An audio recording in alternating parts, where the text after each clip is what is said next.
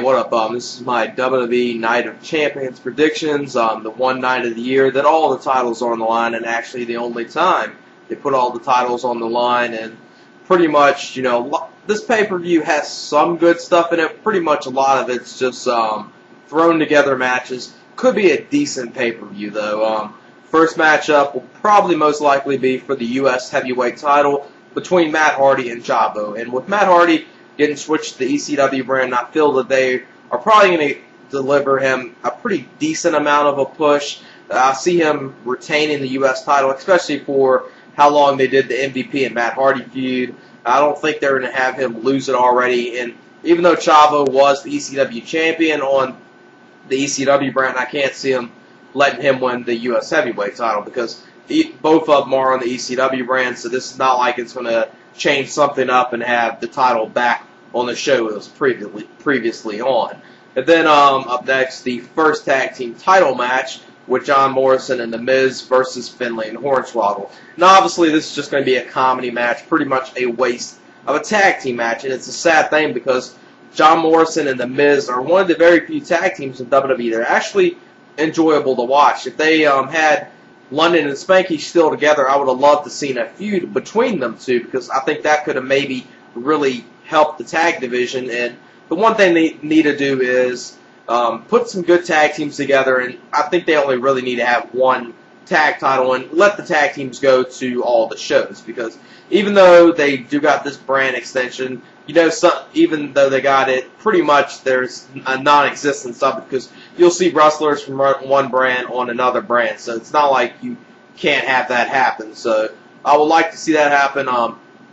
John Morrison and The Miz have had these tag titles for a little while, so I see Finlay and Hornswoggle unfortunately defeating them. Hope it's not going to happen, but I'm pretty sure that's what is going to happen. Then the other tag team title match of the night is going to be Cody Rhodes and Hardcore Holly taking on Ted DiBiase Jr. in a mystery partner. And the thing I'm thinking is before D.H. Smith or Harry Smith got switched to the SmackDown brand, I was thinking that was going to be Ted DiBiase Jr.'s partner. But now I think it's just going to be a handicap match. Ted DiBiase Jr. is going to have a partner, and during this you'll see Cody Rhodes turn on Hardcore Holly. Then after the match, you'll basically see Ted DiBiase Jr. say, my partner was all along Cody Rhodes, and them two will be the tag team champions. Then you got the women's championship between Katie Lee and Mickie James, and this could be a very good match. This is one of the matches I'm looking forward to on this pay-per-view. This could be a very good women's match. And with Mickie James, they built her up pretty well. And they basically said, no one could beat Beth Phoenix, and they had Mickie James do it. So I think it would be completely pointless to have Mickie James already lose the women's title to Katie Lee. But the women's division in WWE is kind of like the flavor of the month if they always switch up and change someone else in the women's division as champion. So it wouldn't shock me Katie Lee will win this, but I'm hoping they do the smart thing and keep Mickie James still as the champion. And I'm not sure if this match is going to happen, but, it's saying all the titles are going to be on the line. Chris Jericho is supposed to be taking on a opponent to be announced. Don't know what this is going to be. It could possibly just be Shawn Michaels and him again, or it could be, a surprise surprise opponent. Because you do have, sometime in the future, you do have Ron Killings returning to WWE, and you have possibly D'Lo Brown returning to WWE. So it could possibly be one of them. Or the rumor that was going around a couple days ago before Jeff Hardy got switched to SmackDown, they were going to have him take on Chris Jericho. So possibly they could go that route. Most likely I'm saying that always with these mystery partners, mystery opponents, pretty much they're probably going to win. So whoever Chris Jericho's taking on, Chris Jericho is most likely going to lose the IC title. And with Matt Hardy having the U.S. title and that going to be on ECW, with the Raw and ECW merger, pretty much, whoever beats Chris Jericho, it could be Jeff Hardy. It could be they want to put the IC title on Jeff Hardy and have that on SmackDown. So they could go that route, and it could work out well. Then you got the world title matches of the night. The first one being the ECW title match. Obviously, the worst match of the night is going to be this match, and it's going to be a three-way with Mark Henry, Kane, and Big Show. Hopefully this will be short and sweet. Just have someone win this match as quick as possible.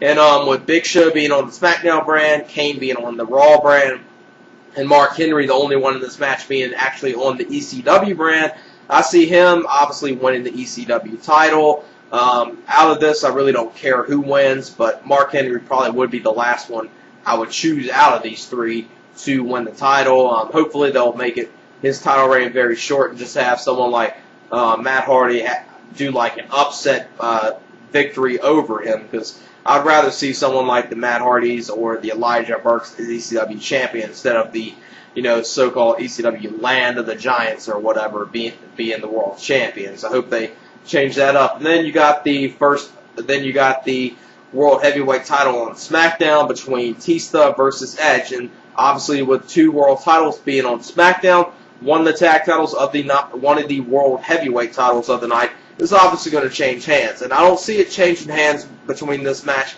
I see Edge holding on to this title, especially since they built it up that kayfabe wise, they built it up that Edge ended Undertaker's career, and having him lose to Batista will be completely pointless. Batista will just go on Raw and I feel have a feud with John Cena. And obviously then you got the WWE title match between John Cena versus Triple H. This could actually be a very good match. Their match at WrestleMania 22 was very good, and actually John Cena has improved a lot since then, even though some people probably say he hasn't. I feel he's improved a whole lot, and I'm actually hoping John Cena does win this match, because I think him as world champion really elevates the WWE title and makes it mean something. Even though if you love him or hate him, he does do a good job of holding on to the World Heavyweight title, and he did a good run last time, so hopefully they'll do that again.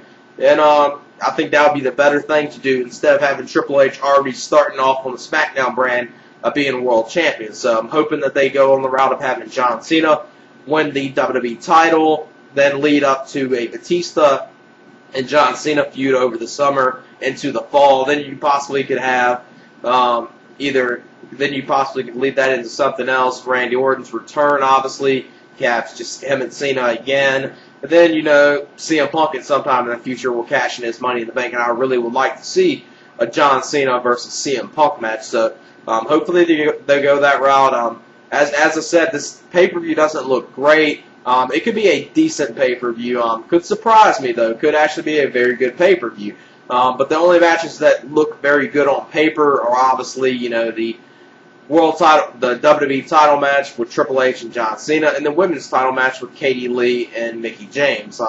Batista and Edge, sometimes they can deliver a good match. Obviously, everyone knows the ECW title match is going to be utter shit. And Matt Hardy versus Chavo probably won't be that good. Whoever Jericho takes on, that could possibly be a good match.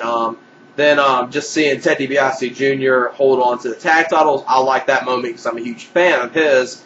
And then, it's going to be a complete joke if Hornswoggle and Finlay win the tag titles on the ECW brand, or they're actually the SmackDown brand tag titles. So it doesn't really make sense. You got two tag teams on ECW going for the SmackDown tag titles. Don't know what they're going to do with that, because with the Raw and ECW merger coming soon, you're going to have them two tag titles on the same exact night. As far as tapings go. So don't know what route they'll go on, and yeah, that's basically it. All right, peace.